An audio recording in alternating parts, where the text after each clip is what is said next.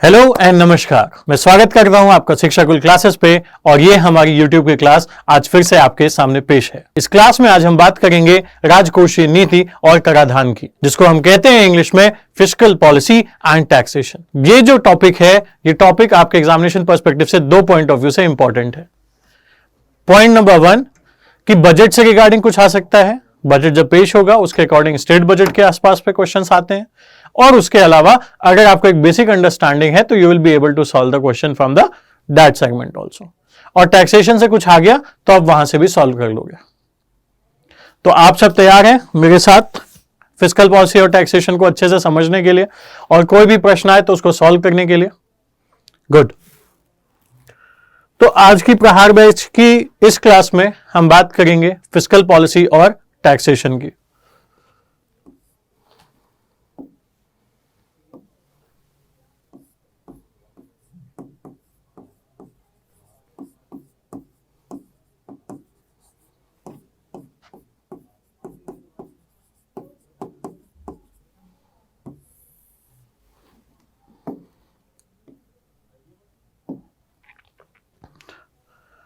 राजकोषीय नीति और कराधान।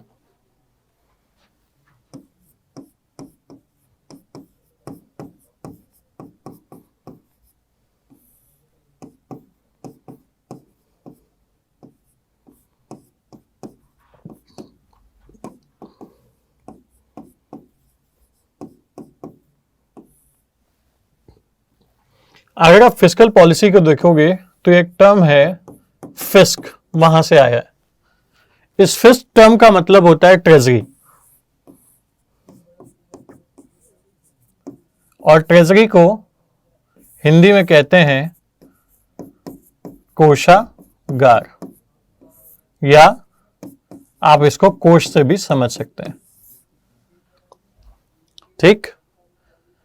अब सरकार के कार्यों की बात करें या गवर्नमेंट के फंक्शन की अगर हम बात करें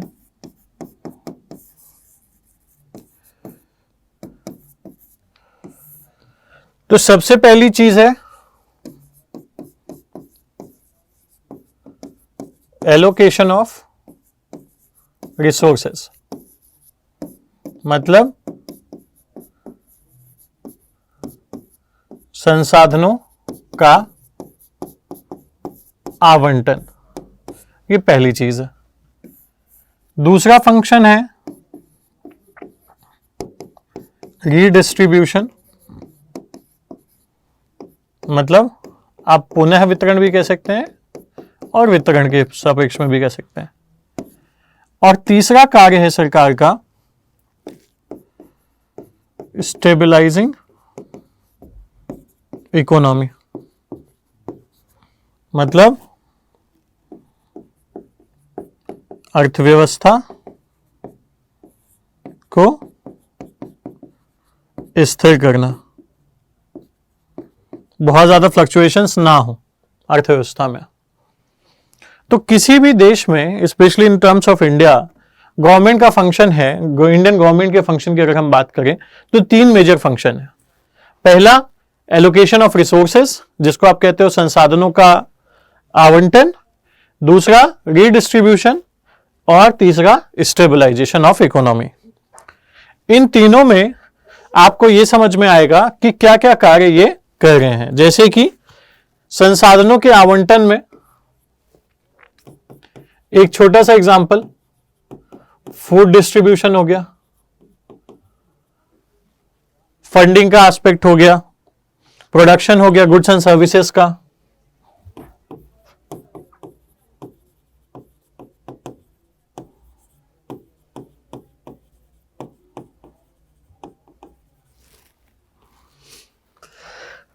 रीडिस्ट्रीब्यूशन में एम क्या है? To reduce income inequality. अब इनकम इनइक्वालिटी को रिड्यूस करने के लिए 2 होंगे। पहली चीज रोजगार के अवसर उत्पन्न करना, दूसरी चीज स्किल की हो गई, और अन्य एक्सेट्रा चीज इससे संबंधित आएंगी। यहां पर स्टेबलाइजेशन ऑफ इकोनॉमी में इकोनॉमिक ग्रोथ की बात कर लो, इन्फ्लेशन टारगेटिंग की बात कर लो, ये सारी चीजें आएंगी। बट इन सभी चीजों को करने के लिए गवर्नमेंट के पास एक चीज होनी चाहिए। वो चीज क्या है? जैसे जब भी आप कोई सामान खरीदना होता है तो आप क्या कहते हैं? हमारा बजट टाइट है, हम ये सामान अभी नहीं खरीद सकते। तो सिमिलरली सरकार का भी बजट तो टाइट है, बट उस बजट में सरकार को बहुत सारे प्रावधान ऐसे करने होते हैं जिसको वो फर्दर यूटिलाइज करेगी, अपने मीट आउट करेगी, मैनेज करेगी। तो इसी बजट के प्रबंधन को ही राजकोषीय नीति कहते हैं। कहने का मतलब यह है कि सरकार की जो प्राप्तियां हैं, जो आय है और व्यय है, उसके प्रबंधन को ही हम राजकोषीय नीति कहते हैं। So it is nothing but management of expenditure and receipt of the government. तो on a simple language, this fiscal policy is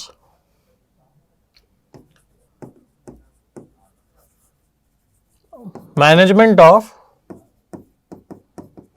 governments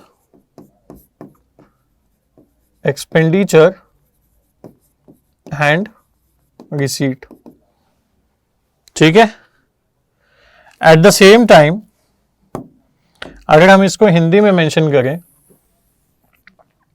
तो ये सरकार के आय तथा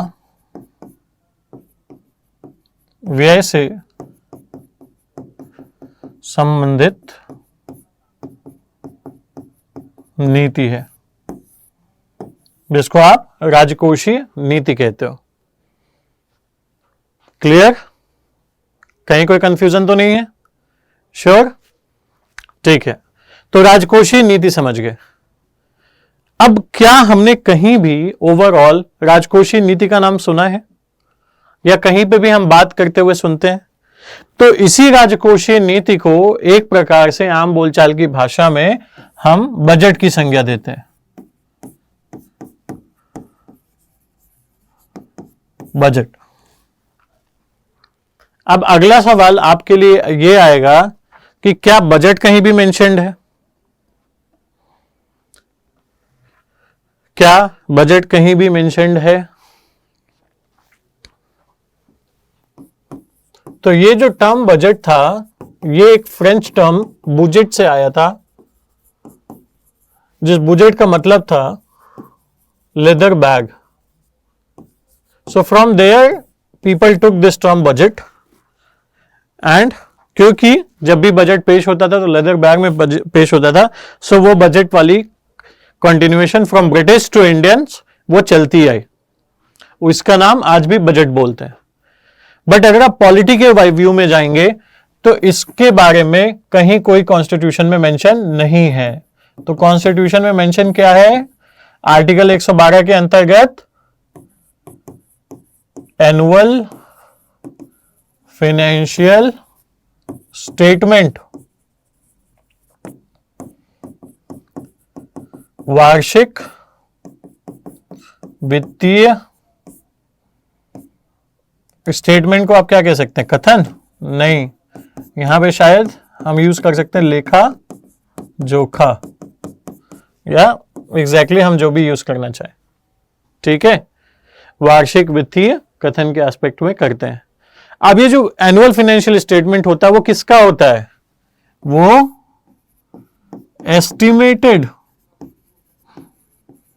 रिसीट एंड एस्टिमेटेड एक्सपेंडिचर का होता है। तो as per article 112 it is the duty of the president of India to present the budget in the parliament. But क्या प्रेसिडेंट करता है? नहीं, प्रेसिडेंट के रिप्रेजेंटेटिव के तौर पे the finance minister gives presents the budget in front of the parliament and the general discussion starts after that. तो ये बजट का परिप्रेक्ष्य हुआ। अब इस बजट में पैसा कहां से आता है? तो ये जो एक्सपेंडिचर और रिसीट का कॉन्टेक्स्ट है, ये इंडिया में गवर्नमेंट के पास 3 फंड्स होते हैं, उन तीनों फंड से मिलता है। एक है कंसोलिडेटेड फंड ऑफ इंडिया, एक है कंटिंजेंसी फंड ऑफ इंडिया और एक है पब्लिक अकाउंट्स ऑफ इंडिया। क्या क्या है? Consolidated fund of India, contingency fund of India और आपका पब्लिक अकाउंट्स ऑफ इंडिया। अब ये तीनों अलग अलग फंड्स हैं। एक छोटा सा होमवर्क आपके लिए ये है कि इसमें से ये बताओ कि कॉन्स्टिट्यूशनल कौन सा है और कौन सा आपका स्टैट्यूटरी है। ठीक है, और इन तीनों में अंतर क्या है?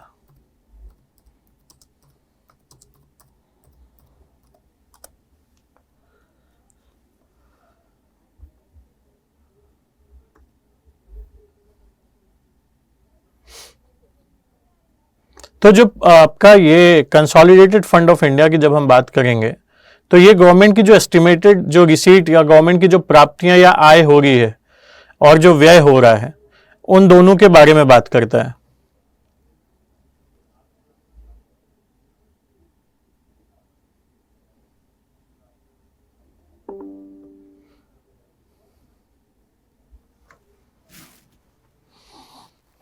ये किसकी बात करेगा? रिसीट और एक्सपेंडिचर दोनों की। ये एक प्रकार का इमरजेंसी फंड होता है जो इमरजेंसी के टाइम पे यूटिलाइज किया जाता है। मान लीजिए किसी राज्य में कोई डिजास्टर आई है तो डिजास्टर के लिए रिलीफ फंड के लिए, इमरजेंसी फंड के लिए कंटिजेंसी फंड ऑफ इंडिया का यूज किया जा सकता है। पब्लिक अकाउंट ऑफ इंडिया में जो पोस्ट ऑफिस में आप डिपॉजिट करते हैं, जो पीएफ में आप डिपॉजिट करते हैं या जो जीपीएफ होते हैं गवर्नमेंट एम्प्लॉयज के, ये सारे किस में आएंगे? पब्लिक अकाउंट्स ऑफ इंडिया में आएंगे। तो एक प्रकार से सरकार के ऊपर लायबिलिटी हो जाती है, गवर्नमेंट के ऊपर देनदारी हो जाती है। आपके क्वेश्चन भी पूछा गया है यूपीपीसीएस प्रीलिम्स में कि पब्लिक अकाउंट फंड जो है या public account of India, sorry provident fund किसके अंतर्गत आता है? तो वो पब्लिक अकाउंट ऑफ इंडिया के अंतर्गत आता है। कोई भी emergency fund contingency fund of India के अंतर्गत आएगा। कंसोलिडेटेड फंड ऑफ इंडिया में रिसीट्स और एक्सपेंडिचर आएंगे। अब इसमें जो रिसीट्स और एक्सपेंडिचर का सेगमेंट है वहां पे एक चार्ज्ड एक्सपेंडिचर होता है, एक वोटेड एक्सपेंडिचर होता है। चार्ज एक्सपेंडिचर वो एक्सपेंडिचर है जिसके लिए गवर्नमेंट ऑफ इंडिया को पार्लियामेंट से वोट की जरूरत नहीं पड़ेगी, क्योंकि प्रायर सैंक्शन की जरूरत इसमें पड़ती है। प्रायर सैंक्शन मतलब अनुमति लेना पार्लियामेंट से, संसद से, वोटिंग के माध्यम से। तो जो भी चार्ज होंगे, जैसे कि क्या जितने भी संवैधानिक पद पे लोग आसीन हैं, ज्यादातर के जो सैलरीज हैं वो चार्ज अपॉन होते हैं, उसके लिए कोई वोटिंग की आवश्यकता नहीं है। लेकिन यदि सरकार कोई नई पॉलिसी बना रही, कोई बजट बना रही, उसमें एक्सपेंडिचर एस्टिमेटेड किया है कि हमको इतना खर्च करना है, तो वो वोटिंग के लिए जाएगा। उसके बारे में भी हम आगे बात करेंगे। तो ये तो एक पॉलिटी का पर्सपेक्टिव था। अब बजट की ओवरऑल बात करते हैं, बजट के स्वरूप को डिस्कस करते हैं।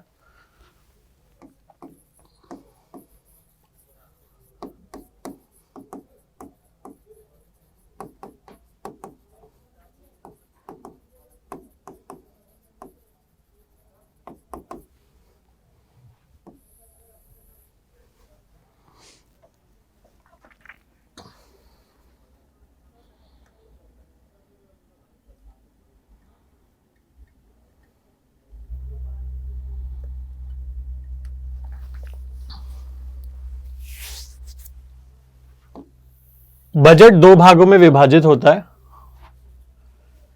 भाग एक में आपके आती हैं प्राप्तियां, जिनको आप रिसीट कहते हैं, और भाग दो में आते हैं व्यय, जिनको आप एक्सपेंडिचर कहते हैं। अब जो प्राप्तियां हैं वो दो टाइप की होंगी, उसको फर्दर दो भागों में विभाजित किया जाएगा। एक होंगी राजस्व प्राप्तियां, जिनको आप कहेंगे रिवेन्यू एक्सपेंडिचर, और एक होंगी पूंजीगत प्राप्तियां, जिनको आप कहेंगे कैपिटल एक्सपेंडिचर। राजस्व प्राप्तियां रेवेन्यू एक्सपेंडिचर और पूंजीगत प्राप्तियां कैपिटल एक्सपेंडिचर। अब ये जो राजस्व प्राप्तियां हैं, ये कौन सी प्राप्तियां होती हैं? जब सरकार कोई नियम लागू करे, कोई कर व्यवस्था लागू करे, तो वो राजस्व प्राप्तियों के अंतर्गत आएगी। सरकार की कोई कंपनी है, उसको कोई प्रॉफिट हो रहा है, वो राजस्व प्राप्तियों के अंतर्गत आएगी। वहीं पे जब कोई सरकार लोन लेगी या संपत्ति बेचेगी, तो वो आपकी पूंजीगत प्राप्तियों के अंतर्गत आएगी। तो इसके बारे में एक बहुत बेसिक सी चीज, इनको आप दो भागों में विभाजित कर सकते हैं। एक तो यदि सरकार कोई टैक्स लगाए, कर लगाए, और दूसरी होंगी नॉन टैक्स, गैर कर प्राप्तियां। इस वाली श्रेणी में दो प्रकार इसमें भी आएंगे। एक आपका आएगा संपत्ति घटाना, जिसको आप कहते हैं असेट रिड्यूसिंग,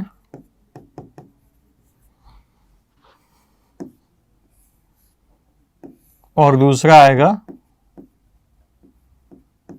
ऋण बढ़ाना या बोरोइंग। इसको आप अपनी किताब में देखेंगे तो डेट क्रिएटिंग भी लिखा रहता है। ठीक है, तो इसके अंतर्गत जब आप जाएंगे सरकार की प्राप्तियों में, तो कर के माध्यम में आपको मेनली तो दो चीजें मिलेंगी। पहला प्रत्यक्ष कर, जो सीधे रूप से आप सरकार को पे करते हैं, जिसको आप डायरेक्ट टैक्स कहते हैं, और दूसरा अप्रत्यक्ष कर, जिसको आप इनडायरेक्ट टैक्स कहते हैं। और दो श्रेणियां इसी के अंतर्गत और आ जाएंगी, एक होगी सेस और दूसरा होगा सरचार्ज। ठीक है, अब प्रत्यक्ष कर की बात करोगे तो प्रत्यक्ष कर में आप सभी को पता है कि income tax, just a minute, income tax, corporate income tax, ये सब कुछ आ जाएगा। आयकर, वाणिज्य कर, ये सब कुछ प्रत्यक्ष कर की कैटेगरी में आ जाएगा। वहीं पर अप्रत्यक्ष कर की कैटेगरी में जाओगे तो जीएसटी आ जाएगा, कस्टम ड्यूटी आ जाएगा, वैट आ जाएगा। कुछ वस्तुओं पे अभी भी वैट लगता है, अभी डिस्कस करेंगे टैक्सेशन में। सरचार्ज और सेस आपके प्रत्यक्ष कर या अप्रत्यक्ष कर दोनों पे लग सकता है, वो डिपेंड करता है। तो ये तो बात हो गई आपकी कर वाली सेगमेंट की। अब गैर कर की श्रेणी में आओगे तो सबसे पहली चीज तो यह है कि सरकार ने किसी देश को या किसी और राज्य को लोन दिया है, उस पे जो इंटरेस्ट मिल रहा होगा सरकार को, इंटरेस्ट पेमेंट, ठीक है, ब्याज जो मिल रही होगी, वो भी आपकी नॉन टैक्स की कैटेगरी में आएगी। ठीक, पेमेंट ना लिख करके हम इसको रिसीट लिखते हैं, नहीं तो तुम लोग कहोगे कि गड़बड़ लिख रहे हैं हम। ब्याज, ब्याज प्राप्तियां, ठीक है।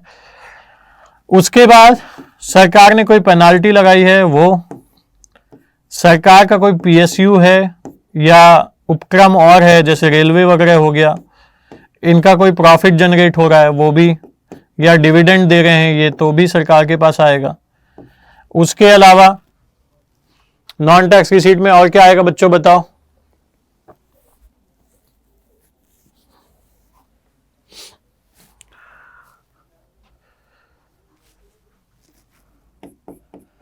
फीस हो गया, ग्रांट हो गया, उपहार हो गया। कोई मान लो हमने तुमको उपहार दिया, वो तुम्हारे पास ही तो है, सरकार को उपहार में पैसा मिलता है, वो पैसा किसका होगा, सरकार का होगा।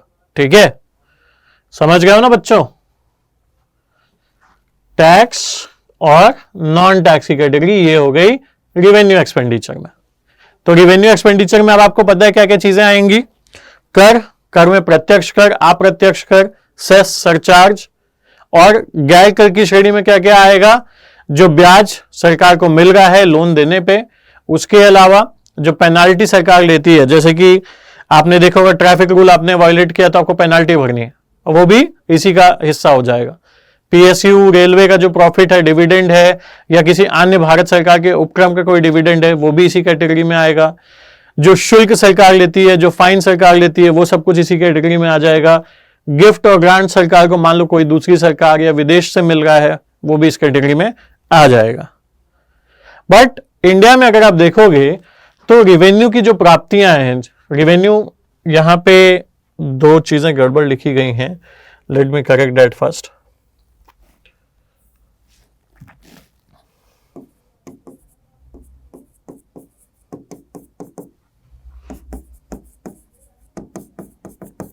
अभी सही है।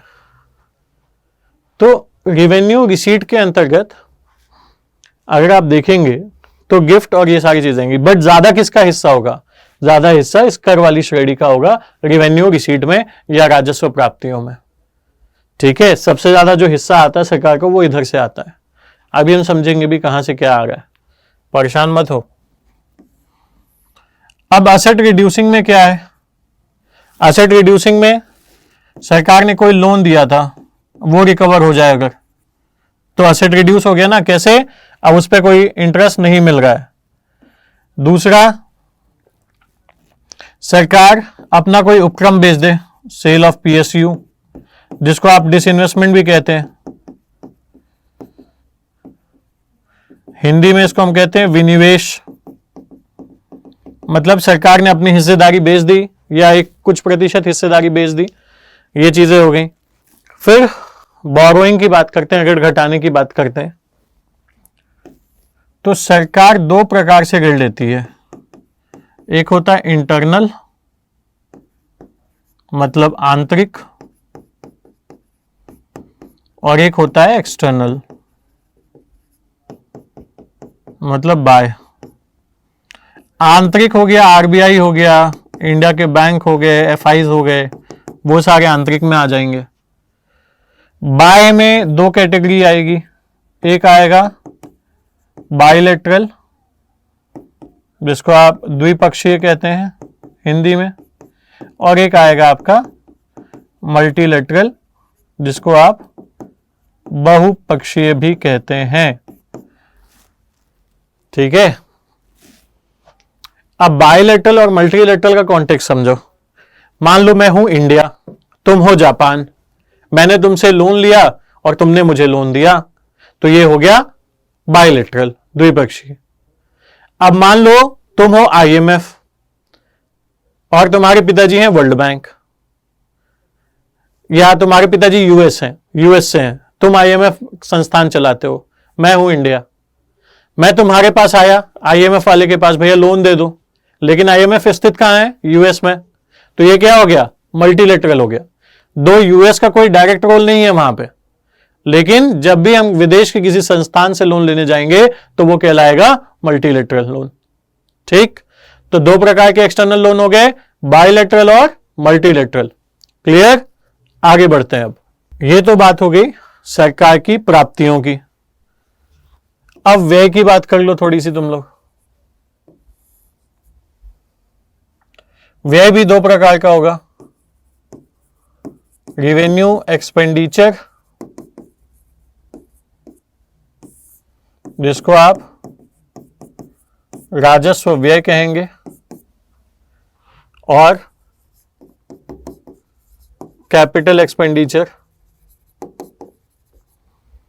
जिसको आप पूंजीगत व्यय कहेंगे। अब राजस्व वह व्यय होता है जिससे ना ही किसी संपत्ति का क्षरण हो रहा है, ना ही कोई लायबिलिटी कम हो रही है सरकार के ऊपर। ठीक है, इसको कहते हैं खाया पिया और जीरो कर दिया। ठीक है, आपने जो पैसा कमाया वो आपने खाया और खा पी के वो पैसा खत्म हो गया। तो क्या आप ये याद रखेंगे कि राजस्व क्या हो गया? पूंजीगत व्यय वो व्यय होता है जिससे आप कुछ रिटर्न एक्सपेक्ट कर रहे होते हैं, कि मतलब हमें कुछ रिटर्न मिलेगा। तो चलो बताओ राजस्व व्यय में क्या आएगा और पूंजीगत व्यय में क्या क्या चीजें आएंगी। सबसे पहली चीज government expenditure, like grant, administrative expenditure, subsidy, schemes, ज्यादातर कैटेगरी राजस्व के उसमें आएगी, पेंशन, सैलरी, जो सरकार इंटरेस्ट पे करती है उस पर कोई बेनिफिट मिलेगा क्या? नहीं, वो एक्स्ट्रा जा रहा है। उसके अलावा डिफेंस, ये सारे खर्चे किसके हैं? रिवेन्यू एक्सपेंडिचर के हैं। तो कैपिटल एक्सपेंडिचर में क्या आएगा भाई? कैपिटल एक्सपेंडिचर में आएगा इंफ्रास्ट्रक्चर, स्कूल कॉलेज का निर्माण, हॉस्पिटल का निर्माण, सड़क का निर्माण, ये सब आगे जाके प्रॉफिट देता है, पैसा देता है। उसके अलावा नेशनलाइजेशन, किसी संपत्ति को खरीदना सरकार के द्वारा, लोन देना। और बताओ पूंजीगत व्यय क्या है?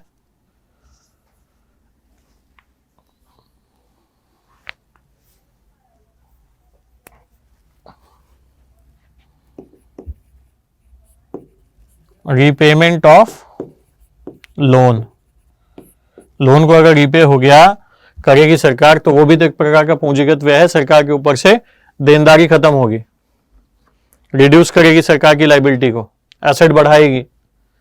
तो ये हो गए आपके आय और व्यय की बात, जहां पे हमने प्राप्तियों की बात की और यहां पे हमने व्यय की बात की। अब अगर इस प्रकार से देखा जाए तो सरकार का व्यय काफी ज्यादा हो जाता है सरकार की प्राप्तियों से। उस प्राप्तियों में आय और व्यय जब दोनों अलग अलग होंगे, आय कम होगी व्यय ज्यादा होगा, तो सरकार को क्या करना पड़ेगा? व्यय को पूरा करने के लिए लोन लेना पड़ेगा। क्योंकि सरकार के लेवल पे अगर आप देखेंगे तो जितनी भी ये व्यय के वो हैं उसमें से कोई भी सरकार बंद नहीं कर सकती, थोड़ा बहुत ऊपर नीचे कर सकती है बट बंद नहीं कर सकती। क्यों? क्योंकि सारे ही खर्चे इसेंशियल हैं एक प्रकार से। तो उसके लिए सरकार क्या करती है? आय और व्यय को बराबर करने के लिए सरकार लेती है लोन, ऋण, और यही ऋण जो सरकार लेती है यही कहलाता है पब्लिक डेट या सार्वजनिक ऋण। तो सरकार ने जो टोटल ऋण लिया है उसी को हम कहते हैं सार्वजनिक ऋण या पब्लिक डेट। अब प्राप्तियां कम है, व्यय ज्यादा है, तो प्राप्तियां बढ़ाने के भी कुछ तरीके होंगे। तो सरकार ने उन तरीकों पे भी काम किया है, उन तरीकों के बारे में भी जानेंगे। लेकिन उसके पहले हम ये समझ लेते हैं कि बजट को प्रोसेस कैसे किया जाता है, कैसे बजट आगे प्रोसीड किया जाएगा।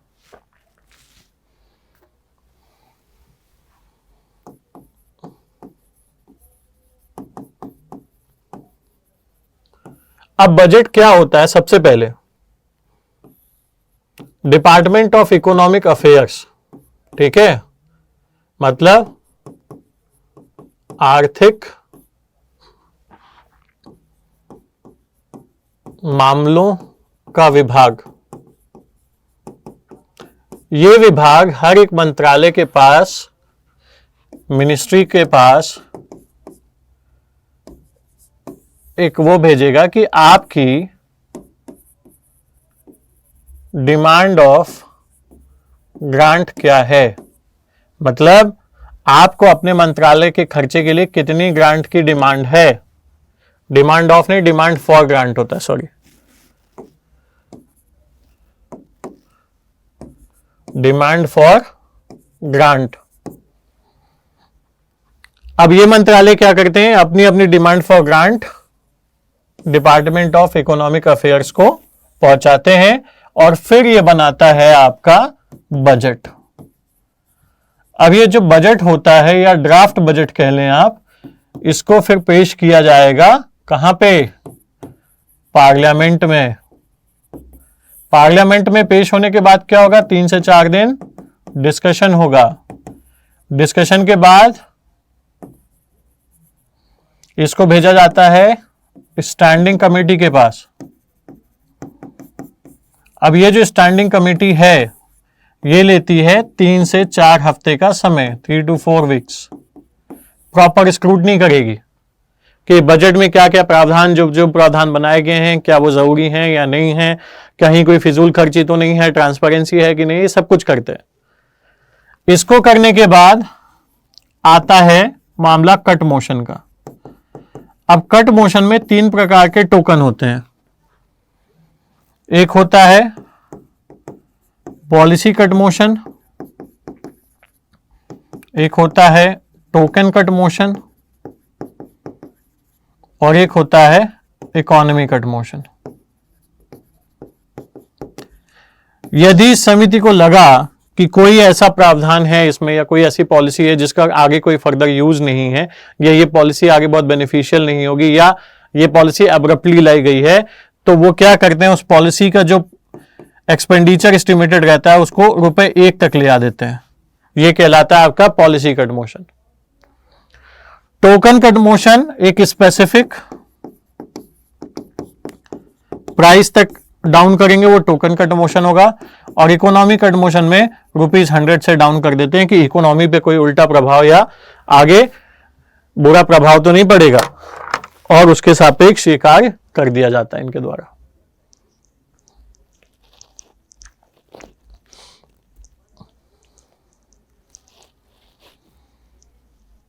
ठीक है,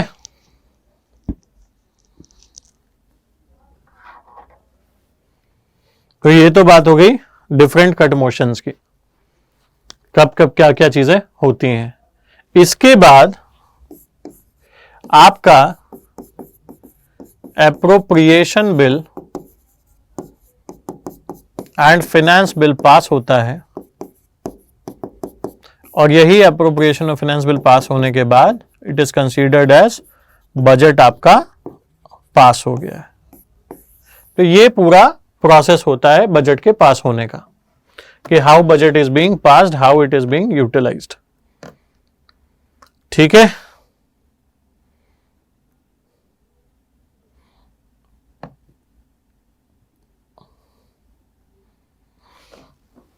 इस प्रकार से आपका बजट पास होता है। अब जो बजट है, अगर उसकी परिकल्पना की जाए, जब हमको यह पता चल गया कि जो हमारी इनकम है या रिसीट है, तो ये जो रिसीट है वो किससे कम है, एक्सपेंडिचर से कम है। कोई भी बजट इक्विलिब्रियम पे कब होगा, इक्विलिब्रियम मतलब सरप्लस या वो नहीं, जीरो पे कब होगा, डेफिसिट या सरप्लस ना हो, जब आपकी रिसीट बराबर एक्सपेंडिचर हो। सरप्लस कब होगा, जब रिसीट एक्सपेंडिचर से ज्यादा हो। डेफिसिट कब होगा, जब रिसीट एक्सपेंडिचर से कम हो। और यहां पे कंडीशन क्या है, रिसीट जो है वो एक्सपेंडिचर से कम है। बट हमने क्या कभी भी सुना है कि बजट डेफिसिट जैसा कोई टर्म हम यूज करें अपने इकोनॉमी में? तो हाँ, पहले हम बजट डेफिसिट को यूज करते थे, बट उसके बाद हमने धीमे धीमे चेंजेस ले आए, और उस चेंजेस के साथ हमने फिस्कल डेफिसिट, रेवेन्यू डेफिसिट और अन्य टारगेट्स को अचीव करना शुरू किया। अब बजट डेफिसिट पहले क्या होता होगा, जब R माइनस ई करोगे या E माइनस R करोगे,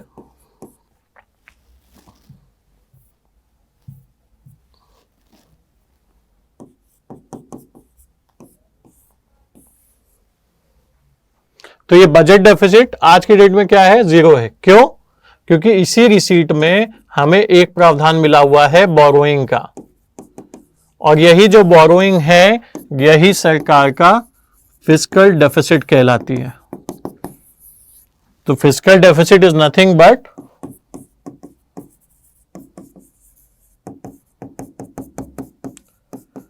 total borrowing of the government in a financial year। ये आपका फिस्कल डेफिसिट होता है। इसको हिंदी में कहते हैं हम राजकोषीय घाटा, और वर्तमान में ये राजकोषीय घाटा जो है, जो सरकार के एक वित्तीय वर्ष में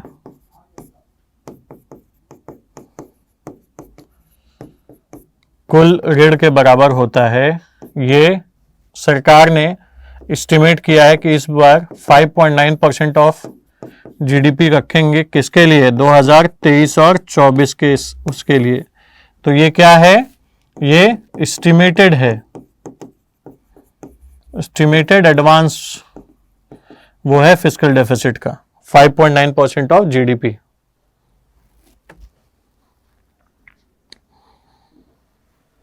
और वर्तमान में फिस्कल डेफिसिट कितना है? करंट फिस्कल डेफिसिट कितना है?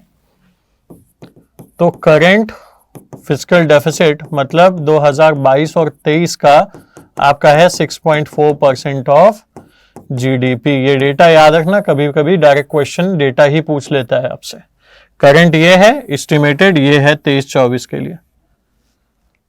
ठीक है,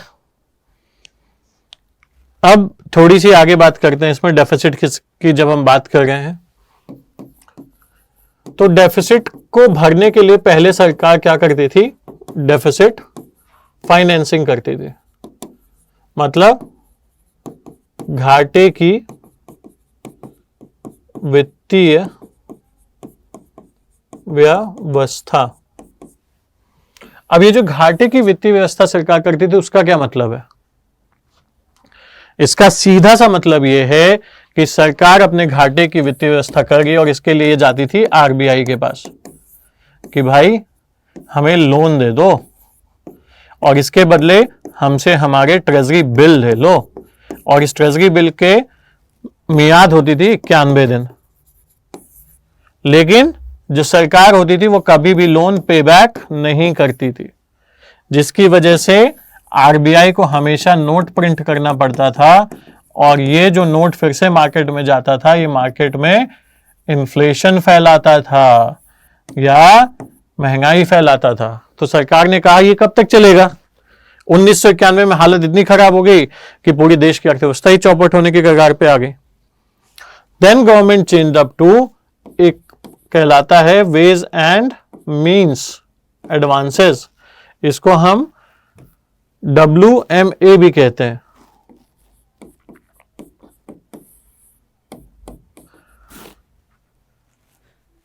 गांधी जी कहते थे वेज और मीन्स दोनों सेम होने चाहिए। जरूरी नहीं है कि आपका जो तरीका है और आपका जो मकसद है वो दोनों सिमिलर उस पर होने चाहिए। तो वेज एंड मीन्स के अंतर्गत ये हुआ कि सरकार को अगर किसी क्वार्टर में मिसमैच आएगा, जैसे 4 क्वार्टर्स होते हैं, Q1, Q2, Q3 and Q4। अब 12 महीनों को डिवाइड करो, 12/4 करोगे तो 3-3 महीने का एक क्वार्टर हो गया। तो अप्रैल से जून, जुलाई से सितंबर, उसके बाद अक्टूबर से दिसंबर और जनवरी से मार्च, ये 4 क्वार्टर हो गए। अब इन 4 क्वार्टर में मान लीजिए अगर हम सरकार की रिसीट और एक्सपेंडिचर की बात करें तो मान लीजिए सरकार को इस क्वार्टर में 10 करोड़ मिले और सरकार का जो खर्चा था वो था 30 करोड़ का। इस क्वार्टर में सरकार को 15 करोड़ मिले, सरकार का जो खर्चा था वो था 45 करोड़ का। ये क्वार्टर आया, यहां सरकार को मिले 45 करोड़ और खर्चा था 10 करोड़ का। ठीक है,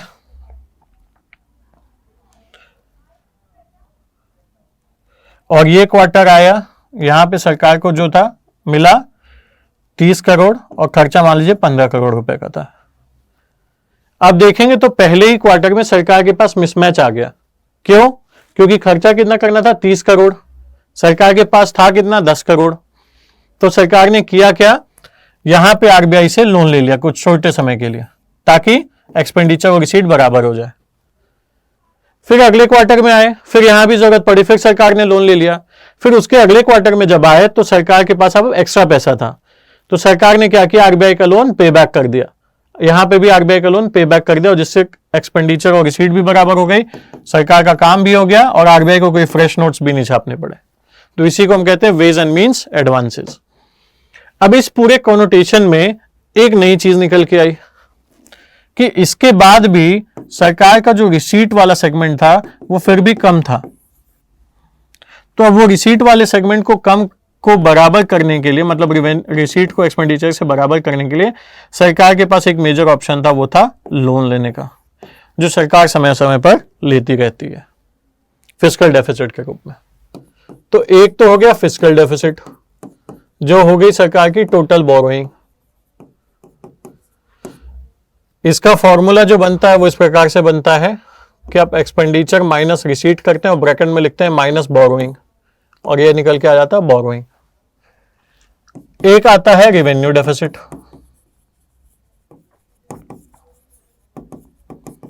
जिसको आप कहते हैं राजकोषीय नहीं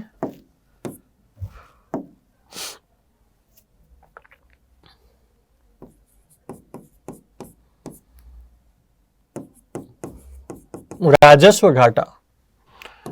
जब आप रिवेन्यू एक्सपेंडिचर में से रिवेन्यू रिसीट घटाएंगे तो क्या आ जाएगा, राजकोषीय घाटा आ जाएगा। और पीछे जाओगे तो फॉर्मूला यहां से समझ में आ जाएगा। देखो रिवेन्यू एक्सपेंडिचर में से किसको घटाना है, रिवेन्यू रिसीट को। ये दिखाता है कि रिवेन्यू एक्सपेंडिचर कितना ज्यादा है रिवेन्यू रिसीट से। ठीक है,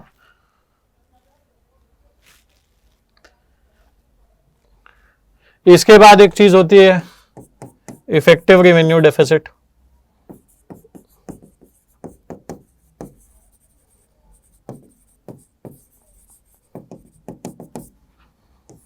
तो इफेक्टिव रेवेन्यू डेफिसिट की जब बात करोगे तो रेवेन्यू डेफिसिट में से वो ग्रांट घटा दो जो सेंट्रल गवर्नमेंट स्टेट को दे रही है फॉर कैपिटल एक्सपेंडिचर।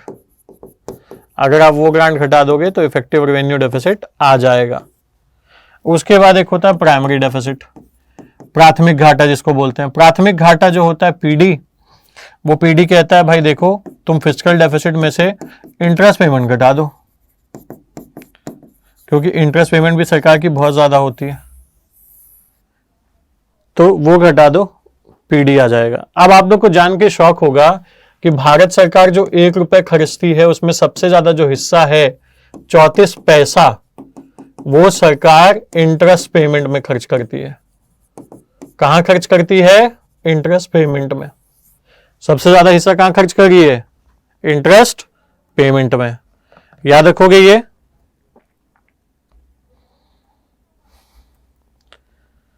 अब तुम्हारे लिए यूपीपीसीएस के अकॉर्डिंग ही हम चल गए ताकि सारी चीजें याद रहें, आपको सब कुछ समझ में आए। अब देखो फिस्कल डेफिसिट को कम करने के लिए सरकार क्या कर सकती है। पहली बात, सब्सिडी को रैशनलाइज कर सकती है, जिससे क्या होगा, सरकार का जो बिना मतलब का एक्सपेंडिचर है वो कम होगा। इसके लिए सरकार ने क्या किया, डीबीटी लागू किया, और इससे ही सरकार को 27 बिलियन के आसपास पैसे बचे हैं। दूसरा स्टेप सरकार क्या ले सकती है, जो एडमिनिस्ट्रेटिव एक्सपेंडिचर है उसको कैसे रिड्यूस किया जा सकता है वो देखना है। उसके अलावा टैक्स रिफॉर्म, पीएसयू रिफॉर्म, ये सारी चीजें आएंगी जो फिस्कल डेफिसिट को बेटर कर सकती हैं, मतलब फिस्कल डेफिसिट की कंडीशन को ठीक कर सकती हैं। डिसइन्वेस्टमेंट भी सरकार कर सकती है, तो ये सारी चीजें आपके उसमें आएंगी। पोस्ट दिस जो अगली चीज आएगी वो आपके लिए है fiscal responsibility and budget management act, जिसको आप FRBM एक्ट भी बोलते हैं। ये एक्ट 2003 में तो आया था, लेकिन आज तक ये पूरी तरीके से अपनी जो कंडीशंस थे उसको फुलफिल नहीं कर पाया। इसका बस एक ही काम था, राजकोषीय संचय करना या संचयन करना। इसका था कि फिस्कल डेफिसिट जो है उसको ले आ जाए 3% ऑफ जीडीपी बाय 2015, जो कि आज तक अचीव नहीं हो पाया।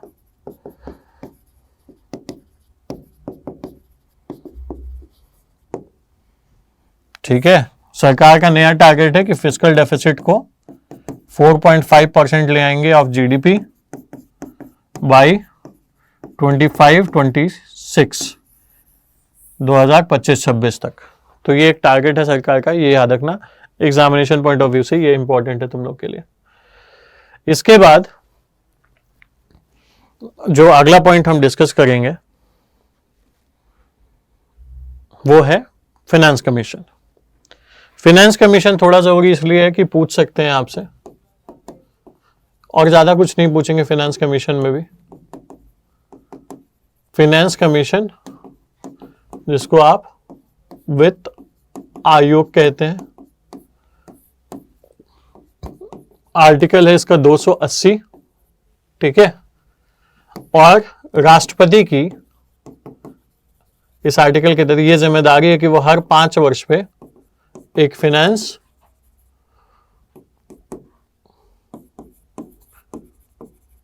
कमीशन नियुक्त करे। किसकी जिम्मेदारी है? राष्ट्रपति की। So it is the duty of the president to constitute a finance commission every 5 years। ठीक, पहली फाइनेंस कमीशन बनी, फर्स्ट फाइनेंस कमीशन, और बनते बनते 15वीं फाइनेंस कमीशन बनी। अभी 16वीं वित्त आयोग का भी आ गया है, जिसका जो टाइम पीरियड होगा वो 2026 से 31 होगा। इसके 2 टाइम पीरियड है, 2020-21 और 2021 से 2026, ठीक है। अब जो पहली थी उसके अध्यक्ष का नाम तुम्हें पता होना चाहिए, वो मैं नहीं बताऊंगा तुमको। केसी नियोगी वगैरह हो सकते हैं, मुझे नहीं पता। 15th के जो फाइनेंस कमीशन के अध्यक्ष थे वो NK सिंह थे, और इसके जो अभी अध्यक्ष बनाए गए हैं वो हैं अरविंद पनगड़िया। ये तुम्हारे एग्जाम के लिए इंपॉर्टेंट है सबसे ज्यादा। 16th और 15th दोनों याद रखना है, स्पेशली 16th पूछ सकते हैं कुछ ना कुछ इससे, ठीक है। अब फाइनेंस कमीशन का काम क्या है वो इतना तो नहीं घुसेंगे, बट फिर भी जान लो। वर्टिकल एंड हॉरिजॉन्टल डिवोल्यूशन एक चीज कहलाती है।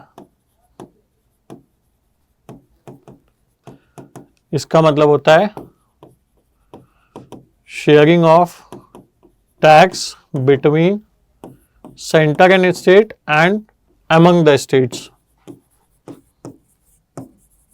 मतलब जो शेयरेबल टैक्स होते हैं ना, मतलब राज्य सरकार और केंद्र सरकार के बीच के, उसको कैसे विभाजित करना है केंद्र और राज्य सरकारों में, फिर राज्य सरकारों के बीच, उसको हम कहते हैं vertical and horizontal devolution. Vertical devolution का मतलब होता है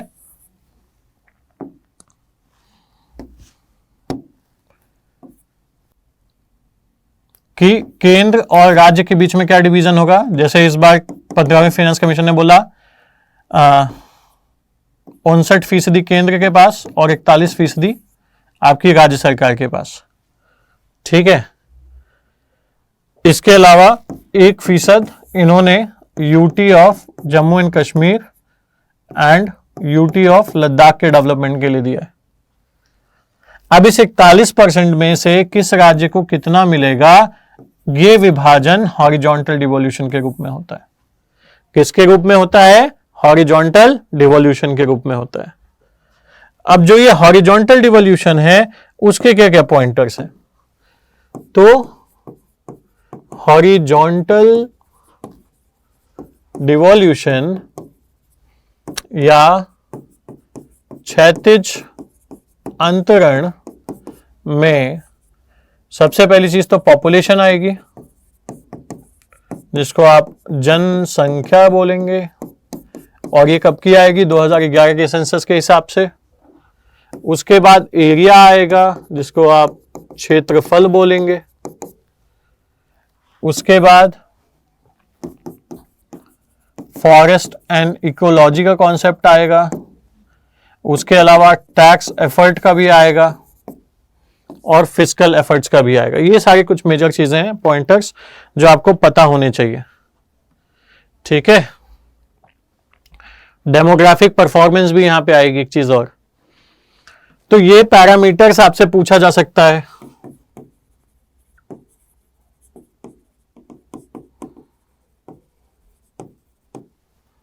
तो ये कुछ की चीजें हैं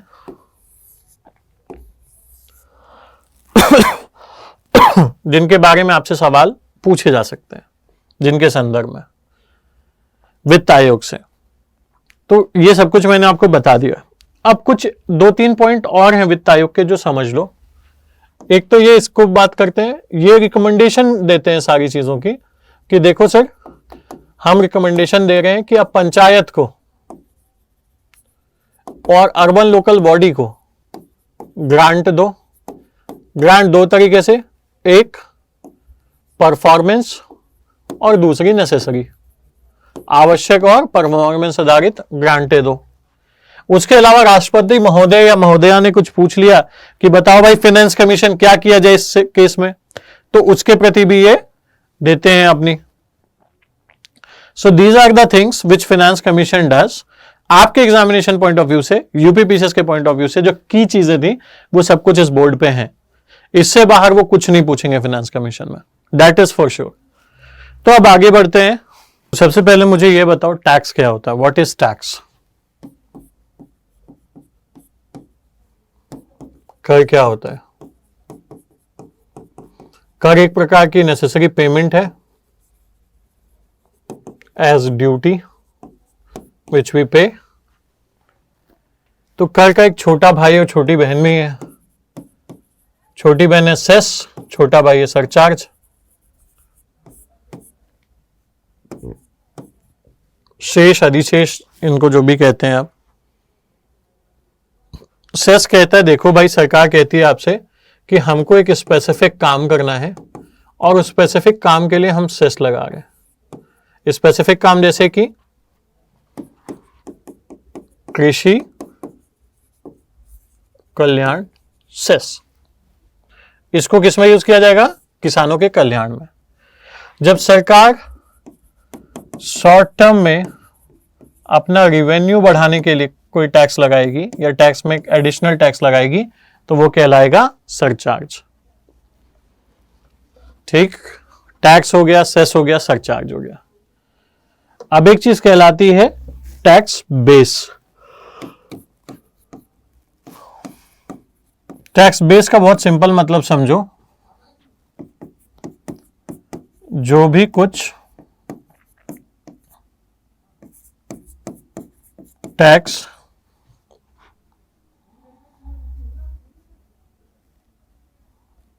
हो सकता है, simply whatever that can be taxed, जो भी कुछ टैक्स लग सकता है जिस पे भी, वो आपका टैक्स बेस का हिस्सा हो जाता है या टैक्स बेस हो जाता है। ठीक है,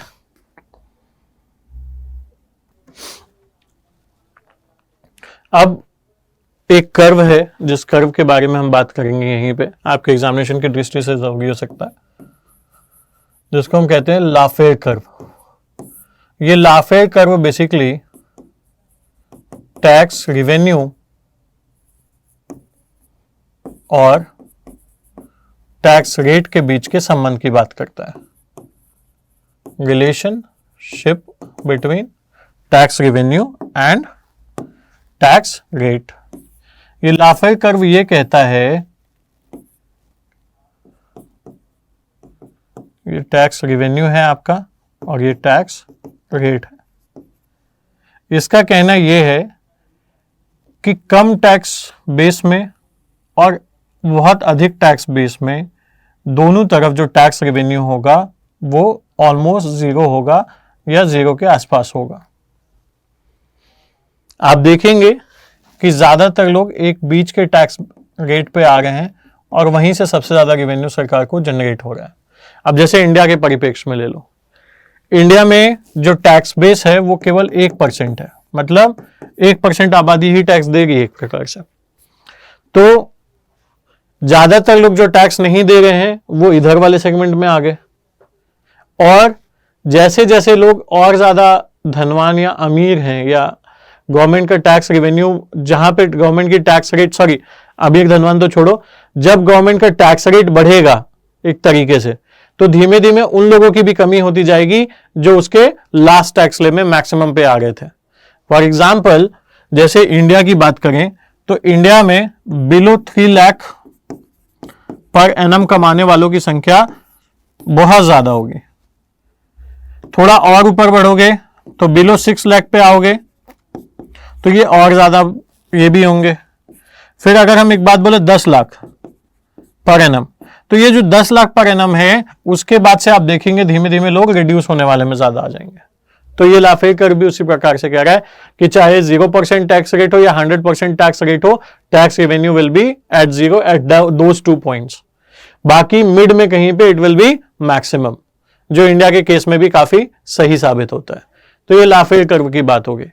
अब लाफेयर कर्व के बाद हम थोड़ी सी आगे बात करेंगे इंपैक्ट ऑफ टैक्स और इंसिडेंस ऑफ टैक्स की।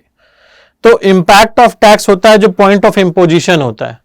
पॉइंट ऑफ इंपोजिशन मतलब जिसके ऊपर टैक्स इंपोज हो रहा हो। इंपैक्ट मतलब जिसके ऊपर टैक्स लग रहा हो।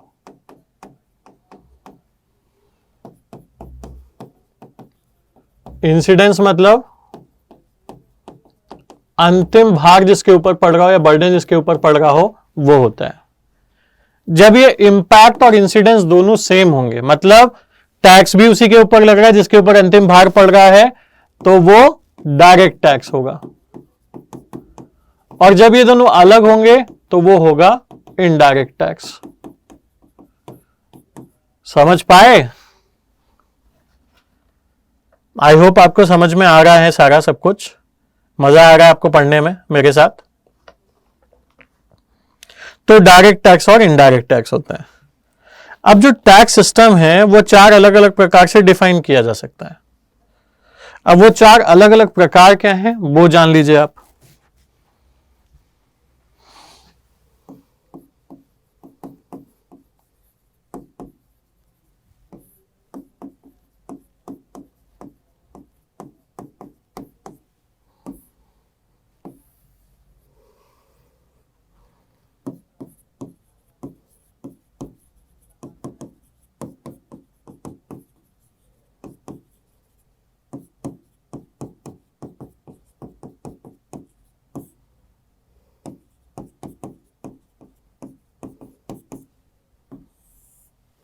प्रगतिशील कर पद्धति,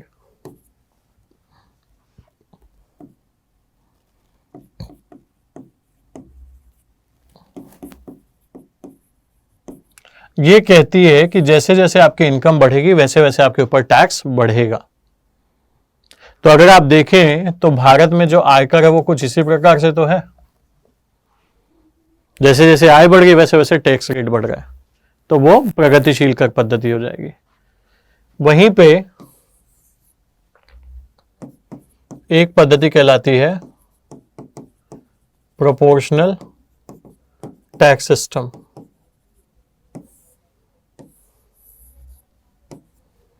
जब आपकी जो इनकम है और टैक्स रेट है, आपकी इनकम कुछ भी हो, आपके टैक्स रेट पे कोई फर्क नहीं पड़ेगा, तो वो आपका क्या कहलाएगा? प्रोपोर्शनल टैक्सेशन सिस्टम, आनुपातिक कर पद्धति।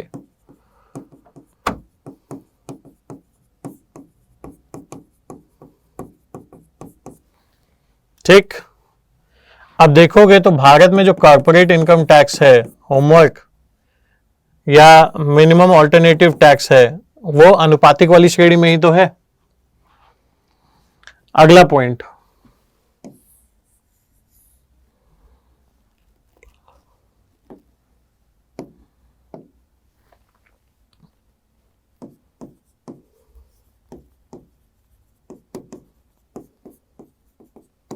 Regressive tax system.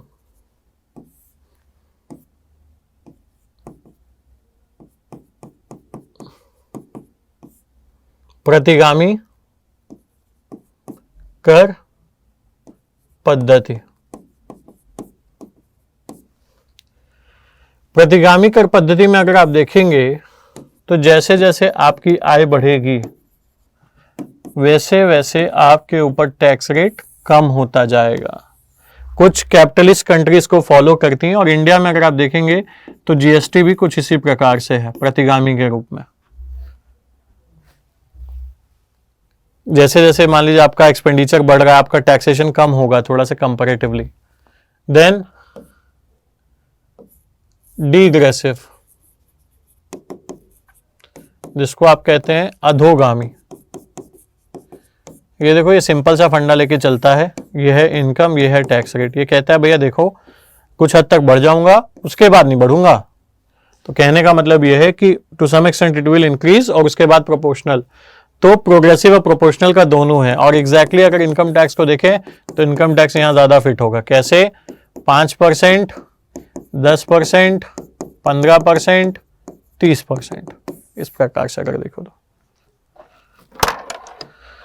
समझ गए? समझ में आ गई चीजें कि कर पद्धति या टैक्स सिस्टम कैसे चलता है, how taxation works, what are the key things about taxation.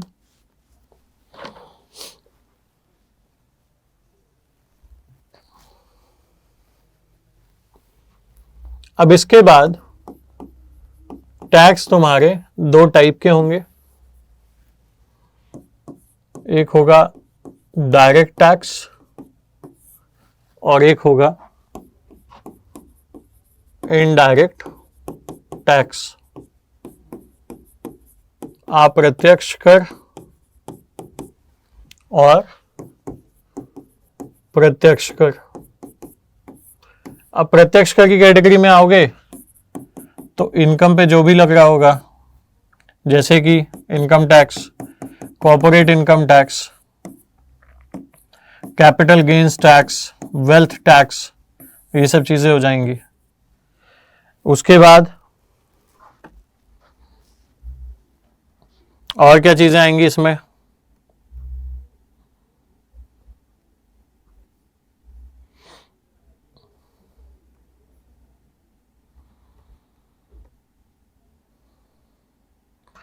बताते जाओ।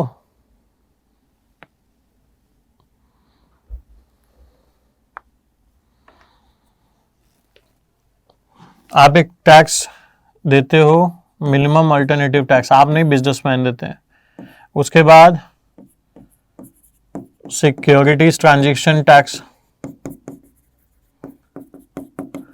जो भी आप डायरेक्ट पे करोगे खुद ही, वो आपका इसके अंतर्गत आएगा। अप्रत्यक्ष कर में जीएसटी आ जाएगा सबसे पहले, वैल्यू एडेड टैक्स हो जाएगा एक, कहीं कहीं पे सरकार अभी भी एक्साइज ड्यूटी लेती कुछ कुछ प्रोडक्ट्स पे, वो आ जाएगा।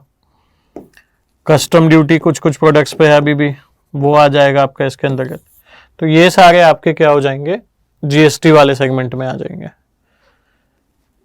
ठीक है, तो ये हो गया प्रत्यक्ष कर और वो हो गया आपका अप्रत्यक्ष कर। अब अप्रत्यक्ष कर में भी और भी चीजें आएंगी जिसके बारे में हम बात करेंगे, बट सबसे पहले हम ऑल्टरनेटिव मिनिमम टैक्स की बात कर लेते हैं, एएमटी या एमएटी की बात करते हैं, मिनिमम ऑल्टरनेटिव टैक्स। 2022-23 में सरकार ने क्या किया है, एमएटी को 15% कर दिया है। तो ये एक डेटा याद रखना, मिनिमम ऑल्टरनेटिव टैक्स कोऑपरेटिव्स पे भी। अगेन अब हम बात करेंगे जीएसटी की। जीएसटी आपके एग्जामिनेशन पॉइंट ऑफ व्यू से इंपॉर्टेंट है।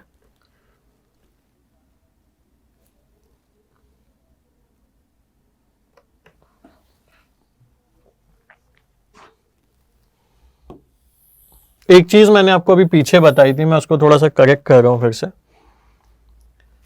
उसमें कहाँ गया,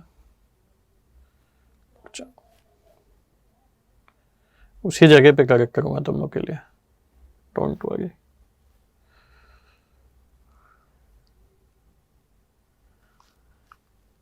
ये जो 34 पैसा है ना, एक मिनट को,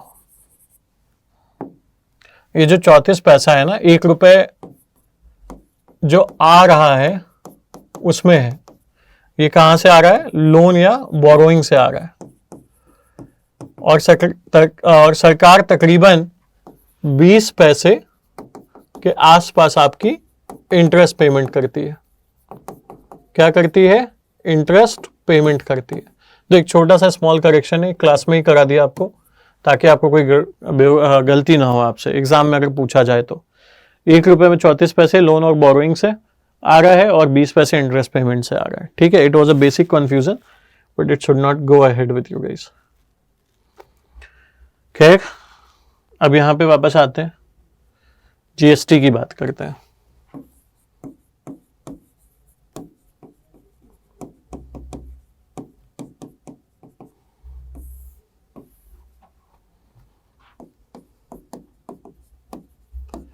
एक जुलाई 2017 कॉन्स्टिट्यूशनल अमेंडमेंट एक्ट 101,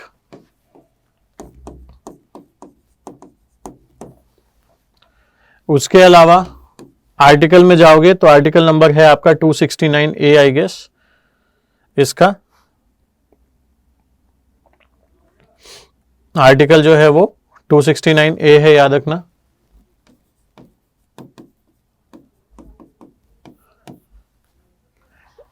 ये तुम्हारा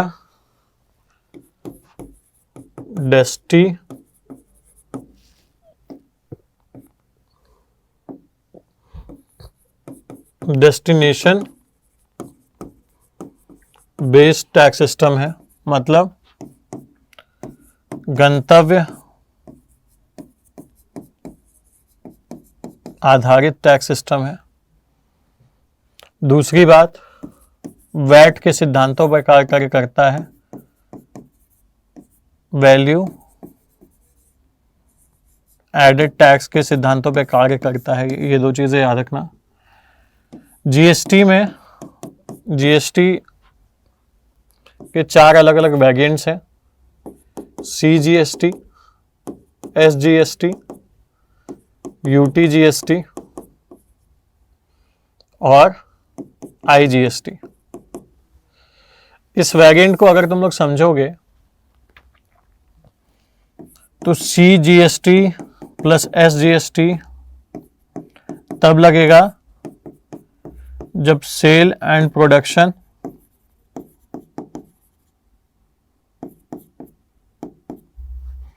दोनों सेम स्टेट में हो। CGST प्लस IGST की जब हम बात करेंगे तो सेल मान लो महाराष्ट्र में हुई है और प्रोडक्शन यूपी में हुई है, तो ये जो IGST वाला पैसा वो सेल वाले स्टेट को मिलेगा। क्यों? क्योंकि GST डेस्टिनेशन बेस्ड टैक्स है, टैक्स वहीं लग रहा है जहां पे कंजम्पशन हो रहा है, तो जिस स्टेट में कंज्यूम होगा उसी स्टेट को टैक्स का पैसा भी मिलेगा। फिर CGST प्लस UTGST है, वो यूटी की कैटेगरी में लगेगा, ये सबको पता है। यूटी में होगा तो CGST प्लस UTGST लगेगा। अब और चीज एक देखोगे तो 4 स्लैब रेट होते हैं, 5%, 12%, 18% और 28%।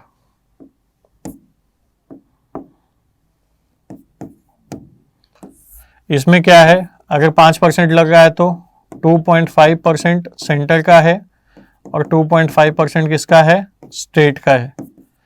समझ गए? इसी तरीके से आधा आधा हर जगह हो जाएगा। तो इस प्रकार से आपका जीएसटी लगता है। अब आपको यह पता होना चाहिए वो कौन कौन सी चीजें हैं जो जीएसटी में इंक्लूडेड नहीं है, और उन पे जाओगे तो सबसे पहले आजकल की युवा पीढ़ी का प्रिय अल्कोहल नहीं है। दूसरा, पेट्रोलियम प्रोडक्ट्स नहीं है। तीसरा, रियल एस्टेट इसका हिस्सा नहीं है। ठीक है, और इलेक्ट्रिसिटी भी अभी पार्ट्स में इसका हिस्सा नहीं है। तो ये चारों इसमें इंक्लूडेड नहीं है। तो ये भी पता होना चाहिए एग्जामिनेशन के पॉइंट ऑफ व्यू से। अब जीएसटी का बेनिफिट ये है कि लगभग ऑलमोस्ट सारे इनडायरेक्ट टैक्सेस को मर्ज कर दिया इन्होंने, तो because of that it works. अब जीएसटी से रिलेटेड डिसीजन लेने के लिए एक बॉडी है इसी आर्टिकल 269A के तहत, जिस बॉडी का नाम है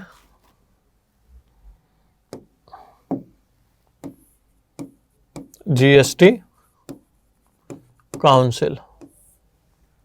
इस जीएसटी काउंसिल में सेंटर की तरफ से फाइनेंस मिनिस्टर और स्टेट मिनिस्टर ऑफ फाइनेंस हैं इनके, प्लस स्टेट्स के फाइनेंस मिनिस्टर्स इसके सदस्य हैं। सेंटर का जो वोट है वो 1/3 है और स्टेट का 2/3 है। जो भी डिसीजन होगा इनका वो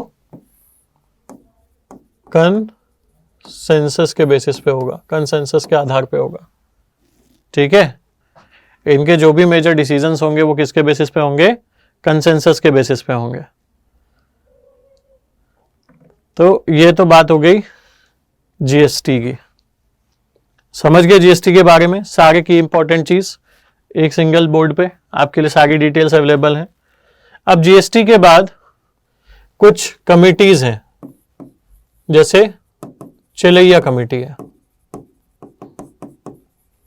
अब चिलैया कमेटी की रिकमेंडेशंस क्या क्या थी वो भी पता रखो।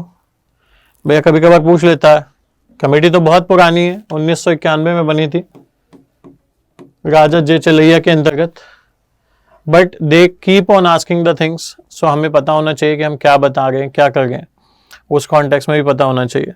तो इन्होंने बोला कि जो टैक्स रेट हैं सबसे पहले तो आप उनको रिड्यूस करो, पहली चीज।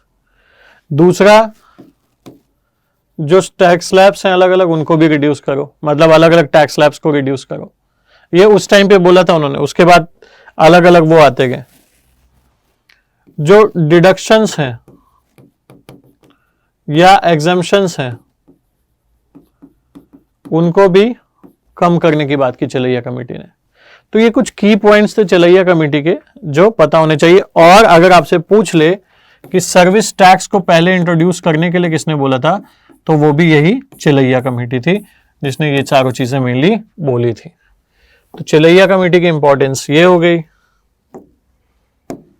अब चिलैया जी चले गए तो कोई और आया। उसके बाद task force on tax reforms बनी विजय केलकर के अंतर्गत। तो task force on tax reforms 2001 में बनी थी विजय केलकर। इन्होंने बोला वैल्यू एडेड टैक्स ले आओ, सबसे की इंपॉर्टेंट चीज। He said put value added tax, that will help. Also उन्होंने बोला कि जो कैपिटल गेन्स टैक्स है, वेल्थ टैक्स है, उसको डिक्रीज किया जाए, इंक्रीज किया जाए एग्जम्पशन को, पैन का स्कोप इसमें वो किया जाए। तो क्या क्या बोला इन्होंने? इन्होंने ठीक उनके उल्टा बोला कि एग्जम्पशंस को इंक्रीज करो in income tax, tax information proper करो और सीजीटी एंड वेल्थ टैक्स को एबॉलिश करो। ये थे आपके Vijay Kelkar task force on tax reforms की कमेटी जिन्होंने ये पॉइंटर्स दिए थे। देन फर्दर टैक्स रिफॉर्म्स होते रहे and tax reform have given the benefits to the customers. So this was the major thing from tax reform जो आपसे पूछा जा सकता है आपके एग्जामिनेशन में। यूपीपीसीएस में आई डोंट थिंक सो कि इससे ज्यादा कुछ पूछेंगे। ठीक है, एक और कमेटी थी उसको भी समझा देता हूं। वो कमेटी थी आपकी पार्थसारथी सोम की।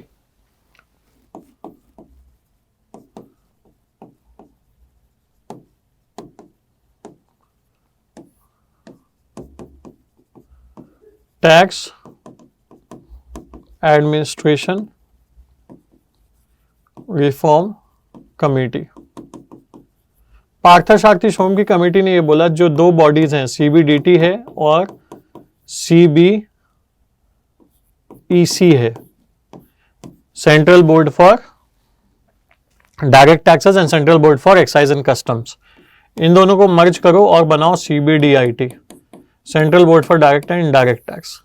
इनका कहना यह था कि इन दोनों बॉडीज में कोऑर्डिनेशन नहीं है and because of that we need to merge these bodies. इन बॉडीज को मर्ज करना इज वेरी मच इंपॉर्टेंट।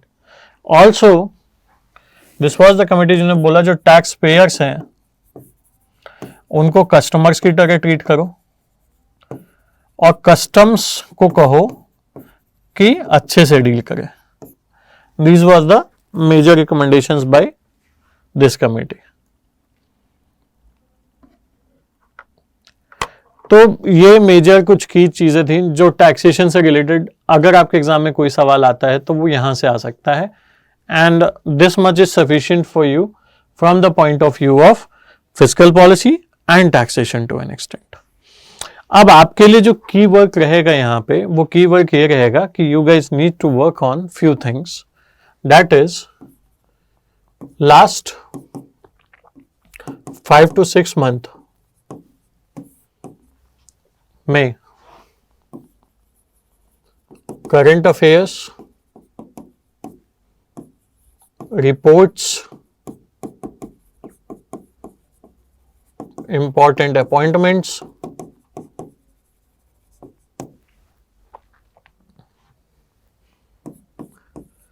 कुछ important prizes, games, specially tennis,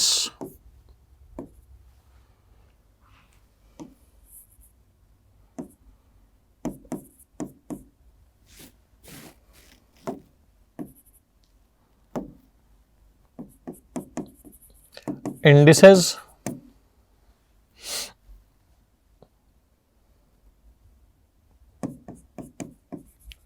और इंडियाज इकोनॉमिक पोजीशन, या कोई रिसेंट रिपोर्ट आई है इनोवेशन से रिलेटेड या कोई और, इन सबको आपको ध्यान में रखना है बिकॉज यहां से आपके क्वेश्चंस लार्जली बनते हैं करंट अफेयर्स के सेगमेंट में भी। सर आपको करंट अफेयर्स जो पढ़ा रहे हैं वो अच्छे से डील कर ही गए हैं इसके बारे में, बट फ्रॉम इकोनॉमिक्स पर्सपेक्टिव अगर करंट अफेयर्स को डील करना है तो इन सेगमेंट्स को थोड़ा सा आपको ध्यान में रखना पड़ेगा। जैसे रिसेंटली अभी कोई न्यूज़ आई इकोनॉमिक ग्रोथ को लेकर के या इकोनॉमिक प्रॉस्पेक्ट को लेकर के, तो हमें वहां पे उस चीज़ को फिगर आउट करके उसको लिखना है, या कोई प्रोजेक्शंस आए हैं तो वो प्रोजेक्शंस हमें याद में रखने हैं because at times they are asking the questions based on these projections itself. So I hope the session was much useful for you guys and you guys have made it in a better way, performing the better way. So the entire segment we have covered here, fiscal policy and taxation, and the key things which were required from the perspective of your exam I have covered so far. Majorly जो questions economics के perspective से बन भी गए हैं वो आपको यहाँ से मिल जाएंगे, and you will be able to solve much an number of questions from these perspective at different levels. Post this एक बहुत बेसिक सी चीज आप सभी के लिए कि अभी तक हमने जो जो टॉपिक्स पढ़े हैं वो प्रहार बैच के पर्सपेक्टिव से और आपके एग्जामिनेशन के पर्सपेक्टिव से की टॉपिक्स हैं। क्वेश्चंस आपको लार्जली अगर आप देखेंगे पिछले कुछ वर्षों में भी और आने वाले टाइम में भी जब पेपर होगा, because it's been a long experience for me to teach economics and I know what kind of questions they are asking. So with that अगर आप देखोगे तो आपको लगेगा भी कि हाँ you are able to solve the questions now, and definitely you will be, because largely it is my responsibility to put the best in you and at the same time it is your responsibility कि आप उस best को best तरीके से ग्रहण करके अपने सारे मेजर शॉट्स मारें, इस प्रकार से प्रहार करें कि आपके एग्जामिनेशन में कोई भी सेगमेंट छूट ना जाए। You will be able to solve most of the questions from here, that is for sure. So with that, this much is enough from my side. और इसके बाद सेगमेंट्स में ज़्यादा कुछ आपके लिए मतलब from my perspective it is not that required, but you still can read about few more segments if you want to, but there is very less number of questions which are coming forward. So उसके according हमें अपनी अपनी चीज़ों को ready रखना है। So thank you for joining me today. I hope the session was quite useful for you guys and you guys have invested a lot of good time with me. So I wish you all the luck, very best. Thank you for joining me today. Thank you.